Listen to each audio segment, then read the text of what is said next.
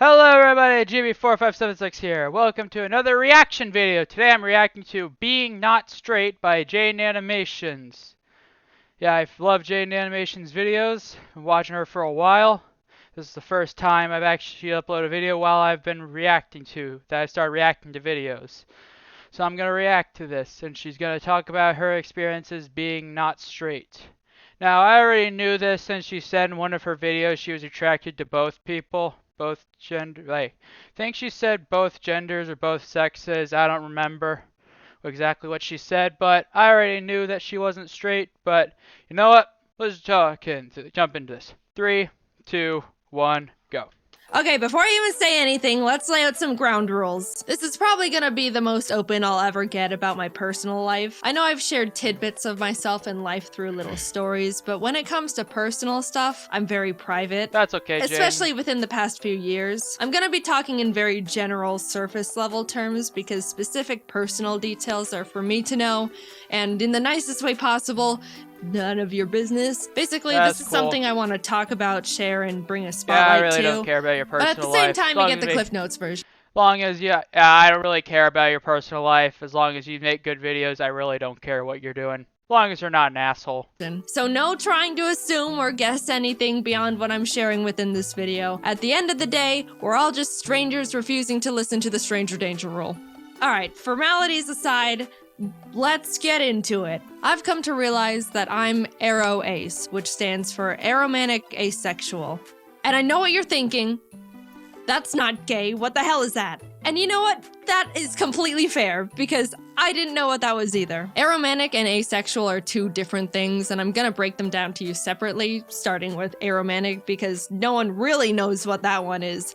And also, it's my personal favorite. Someone who's aromantic is defined as a person who feels very little to no romantic attraction to anyone at all. So like, they might not develop crushes on people, or feel the need to be in a romantic relationship with anyone. Very general terms, but hopefully you kind of get the gist. If not, here's a little story example from me. Growing up, I never developed crushes on anyone. I remember when I was in 5th grade, kids were talking about their crushes left and right, and it was starting to feel like something I had to experience too, just because I thought that's just what happens. Don't make fun of 9-year-old me, I was a sheep. Anyway, I decided I needed to have a crush because that's just what happens to people. And I very robotically chose this random kid in the class who we can call Pikachu. That's not his name. He didn't mean anything to me, and I didn't do anything about this crush. Like, I didn't tell anyone or anything. It was just a headcanon thing for me to feel up to speed and like I was hitting my normal human emotions quota. But it's funny because on Valentine's Day, you know how in elementary school everyone would bring cheesy Walmart Valentine's cards for everyone in the class, and then you'd have a box full of candy and hollow emotions from everyone?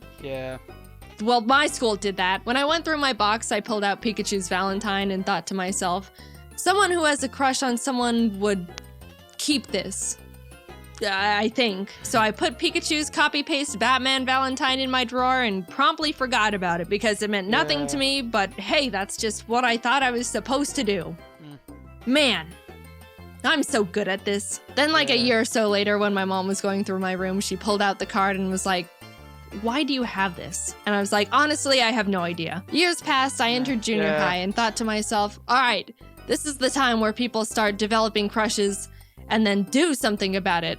Like get into relationships or something. So I was like preparing to be interested in people. On the first day of school, I scoped out the room to see if there was anyone that I thought looked like someone I could develop a crush on. And this was when classes started being divided up into periods, so there were like 6 batches of people I sifted through. But no one caught my eye, and I thought, man, unlucky. Went through the whole school year, next year rolled around, classes changed, I did the same potentials crush scoping again, and the same thing happened. I wasn't drawn to anyone at all.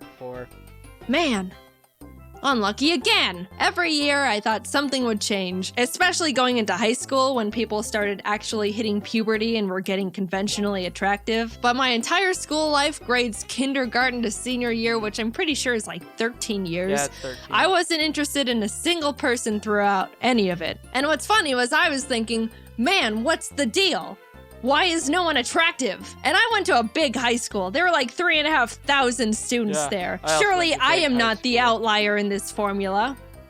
Why are none of you attractive? By the time I was going to college, I really felt like I had to find someone. It felt like I was falling behind the curve, or if I was gonna find someone, it was gonna have to happen now. I made a lot of new friends, and that's when I thought I developed my first genuine crush. Long story short, in hindsight, no, it wasn't a crush, and I was just wrong. I just met someone who I thought was cool and funny and had a really strong desire to be close to them. But looking back, knowing what I do now, it wasn't in a romantic way. I realized I can get very excited and tunnel vision on people I think are really cool or interesting, and kind of obsess over getting to know them or just want to spend a lot of time with them. But whenever I got into those tunnel vision moments, if I sat down and asked myself if I actually wanted to be in a relationship with them and hold hands or cuddle or kiss, the answer was not really, but if they wanted to, I could go along with it. Which I do not think is right. In my very old flirting video, which I refuse to rewatch, I think at one point in it I said something along the lines of, if you're interested in someone but they just want to be friends, I don't understand why some people can't deal with that. And that was primarily because I didn't realize there was an emotional difference between a crush or falling in love and just being really good friends with someone. So, oops, sorry for the bad take, I think. I really just thought having a crush on someone was wanting to be their #1 best friend. Look, I said don't make fun of me. To me, it used to feel like if I was wanting to become friends with someone to that high of a degree, that would be the next step or justify why I wanted to put this much time, effort, and energy into one person. And it didn't feel right or even fair going through all of this with someone and then tell them they're just a friend. I don't know, it just didn't feel like it made sense, even though I really didn't technically see them in a romantic way. I just didn't understand what was going on really, or that there was supposed to be real emotions instead of a logical understanding of steps. And the fact that I was under the assumption that I was supposed to be interested in people in a romantic— Look, if you're not interested in anyone, that is just perfectly cool. I completely get it. way didn't help with anything. I always preferred to stay good friends, but never felt like I could have that, and I worried that if I said no, that we would just start drifting apart, which I obviously didn't want either. It's been a very long journey discovering this about myself. Everything I'm saying has all been extremely subconscious and not understood or defined for many years. I even used to think I was bi or pan for the longest time because I would think to myself, well, bi is being interested in both genders. I don't really care for either, but 0 is equal to 0, so I guess I'm bi or pan. I got math involved.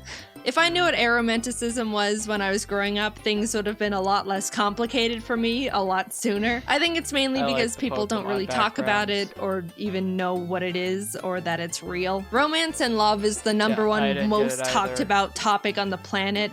Yeah, I also didn't know that existed before this video. Everything I've been taught or learned through society is that love and romance is everywhere. Everyone feels it, and it's gonna happen to you. Just a funny little note, there was a point where I was listening to some generic romance song on the radio, you know, like all of them, and I just suddenly thought to myself, wait, do people actually feel these things towards each other? Like all these mushy lyrics are real emotions?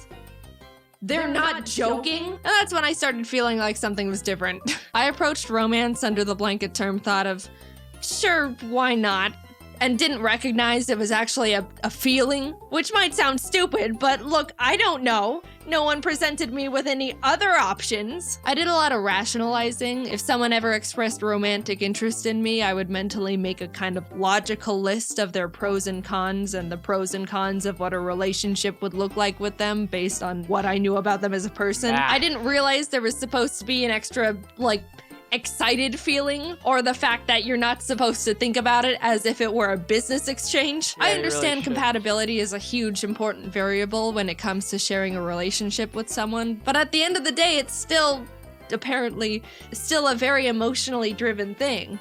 And I literally had to make that discovery and teach it to myself. Now, I'm gonna talk about being asexual very briefly, and I'm gonna preface it with, let's all just be mature about this, all right? We're all pretending to be adults here. Yeah. I've got my eye on some of you. Behave! Okay, this is definitely treading into uncomfortable personal boundary territory for me, but yeah, I do want to share that I'm asexual too, which is defined as someone who feels little to no intimate attraction to anyone.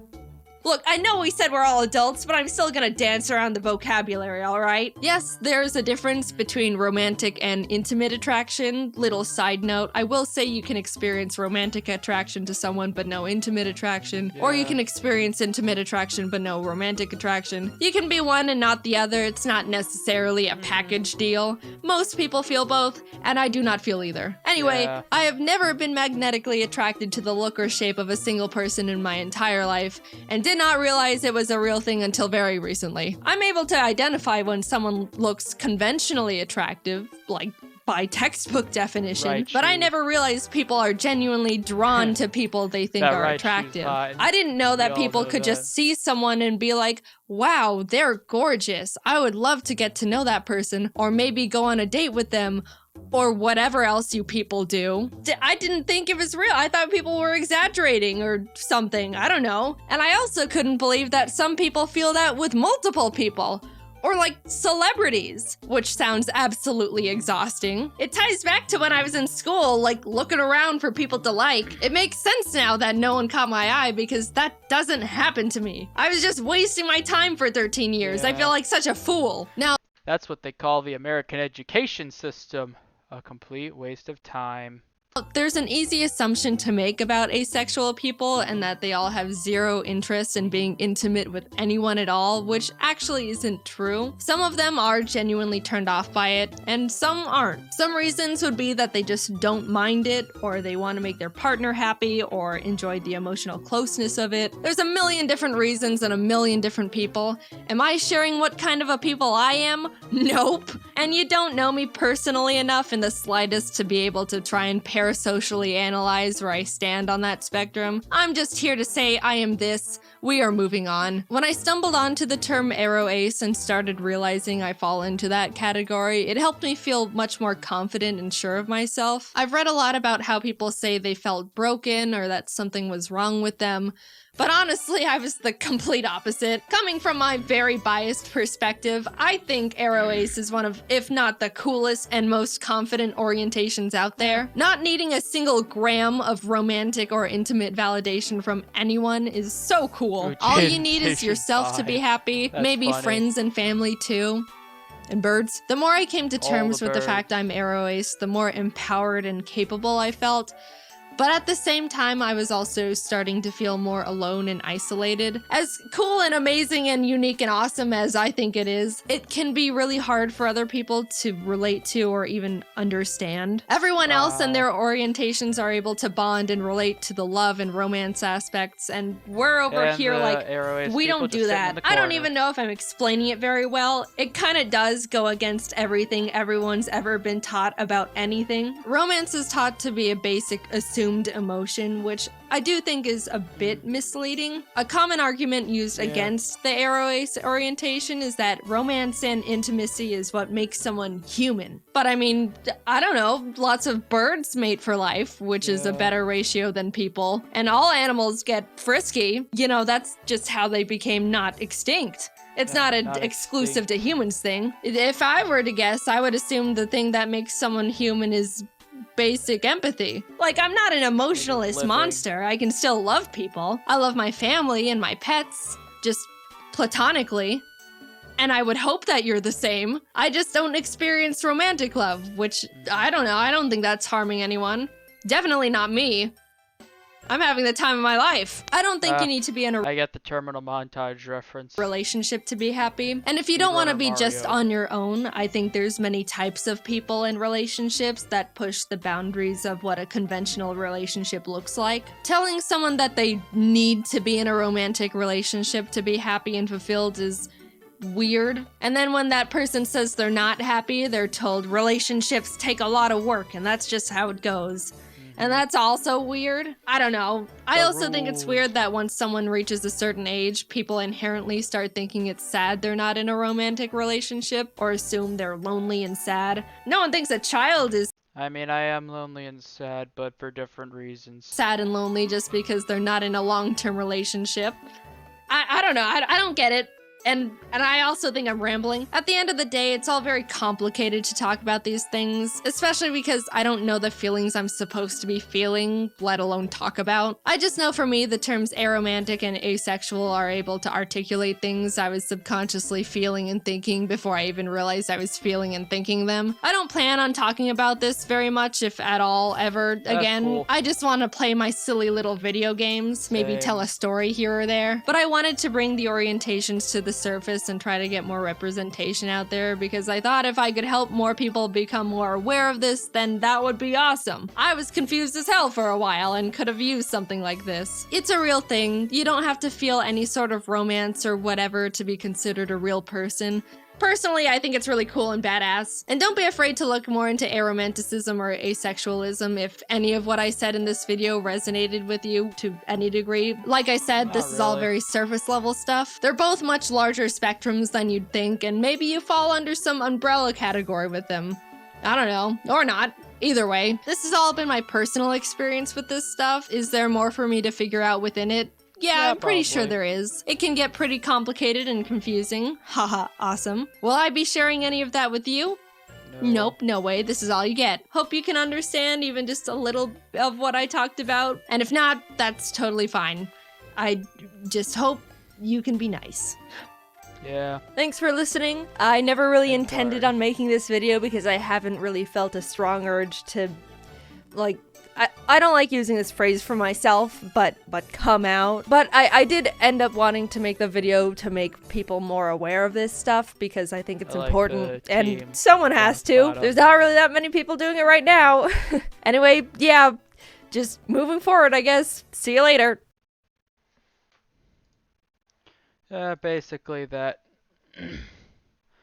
Like, my thought is, as long as you're a decent person and you're not hurting anyone, I really don't care what you identify as. Thanks for telling us about asexualization, Jaiden. Appreciate that.